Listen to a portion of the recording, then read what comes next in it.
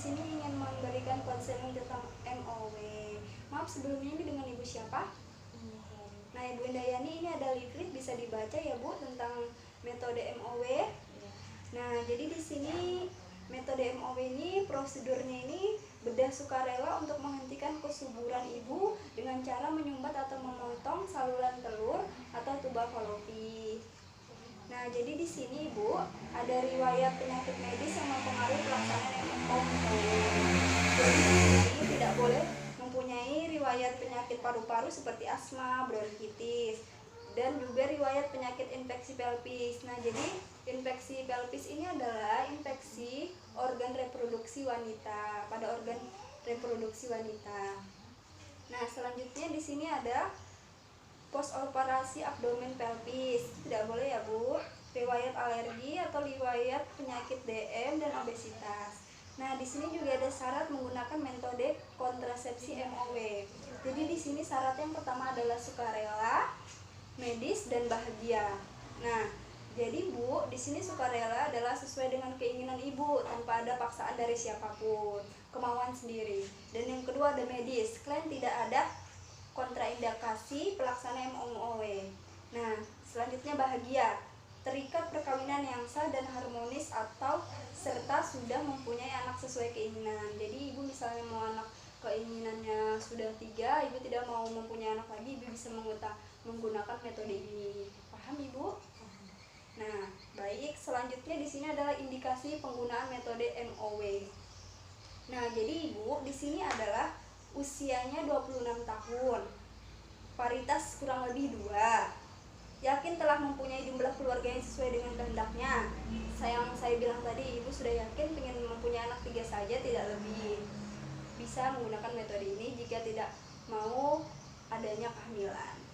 Selanjutnya di sini adalah memahami prosedur sukarela dan setuju. Gitu ya Bu ya. Bila terjadi kehamilan akan menimbulkan resiko yang serius. Jadi jika ibu hamil menggunakan metode ini, ibu itu akan timbul penyakit-penyakit yang serius atau tidak diinginkan nantinya. Jadi bahaya sekali ya Bu ya. Nah, jadi di sini adalah kontraindikasinya yang tidak boleh untuk melakukan metode MOW. Jadi di sini adalah kontranya adalah hamil. Jadi kalau saat hamil tidak boleh ya Bu pakai metode ini, tidak boleh. Nah, yang kedua pendarahan pervaginaan yang tidak diketahui penyebabnya.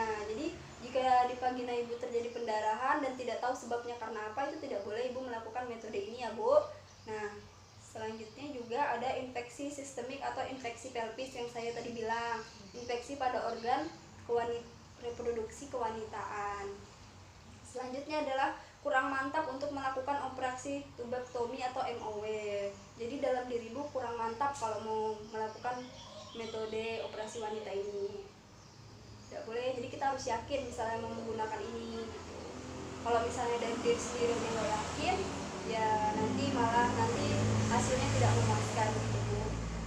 Selanjutnya kurang pasti mengenai keinginan untuk fertilitas di masa depan gitu. Selanjutnya adalah keuntungan Bu. Di sini ada keuntungan MOW. Jadi keuntungannya di sini jelas sangat efektif, bersifat permanen. Permanen itu menetap. Gitu. Selanjutnya tidak mempengaruhi produksi ASI. Tidak ada efek samping dalam jangka panjang. Jadi dalam jangka ibu memakai metode ini tidak ada efek sampingnya. Kalau mau melakukan metode MOW ini, kedepannya bagus aja. Selanjutnya tidak ada perubahan dalam fungsi seksual. Tidak ada misalnya ibu mau ingin berhubungan seksual, misalnya tidak ada nyeri, tidak ada atau cairan yang lain juga tidak ada. Selanjutnya bebas dari efek samping hormonal yang saya bilang tadi, tidak menaikkan resiko PRP. Di sini adalah ada juga kerugiannya MOW ya Bu ya. Jadi di sini kerugian MOW tidak dapat dipulihkan kembali. Jadi ketika sudah dibedah tidak dapat seperti semula. Ibu sudah mengerti? Nah, selanjutnya kalian dapat menyesal kemudian hari. Ibu bisa menyesal kenapa saya bisa melakukan metode ini gitu. Jadi memang harus kalau melakukan metode ini harus yakin gitu Bu. Itu keinginan sendiri gitu. Selanjutnya ada rasa sakit atau tidak nyaman setelah tindakan. Jadi nanti setelah tindakan ini mungkin ibu ada terasa nyeri atau apa ya Bu ya, kayak gitu. Selanjutnya harus dilakukan oleh dokter spesialis bedah atau dokter yang terlatih seperti itu. Ini istilahnya dilakukan oleh dokter yang melakukan metode ini yang mengerti saja ya Bu ya. 5. Tidak melindungi terhadap PMS. Nah, yang selanjutnya menjelaskan metode kerja, mekanisme kerja MOW. Nah, jadi di sini Ibu, di sini adalah menutup atau oklokasi tuba falopi dengan mengikat atau memotong atau memasang cincin sehingga spermatozoa tidak dapat bertemu dengan ovum. Yang saya tadi bilang ya Bu, cara kerjanya tadi adalah menyumbat atau menghentikan kesuburan ibu dengan menyumbat atau memotong saluran telur seperti itu. Selanjutnya di sini adalah waktu pelaksanaan MOW. Jadi di sini waktunya adalah pasca persalinan 2 hari postpartum atau 6 minggu postpartum. Yaitu setelah persalinan 2 hari atau 6 minggu postpartum ya Bu ya. Selanjutnya di sini adalah pasca keguguran. Pasca keguguran pada 3 bulan pertama dalam waktu 7 hari sepanjang tidak ada infeksi pelvis seperti itu. Jadi di sini waktu pelaksanaannya itu pasca keguguran pada 3 bulan pertama. Kan misalnya ibu keguguran 3 bulan pertama dalam waktu 7 harinya itu ibu bisa melakukan metode ini. Selanjutnya di sini sudah selesai ibu konseling yang saya jelaskan. Apakah ibu sudah mengerti? Nah, apakah ibu sudah paham? Paham. Nah, jadi di sini yang menurut ibu yang saya sampaikan tadi metode MOW ini apa saja?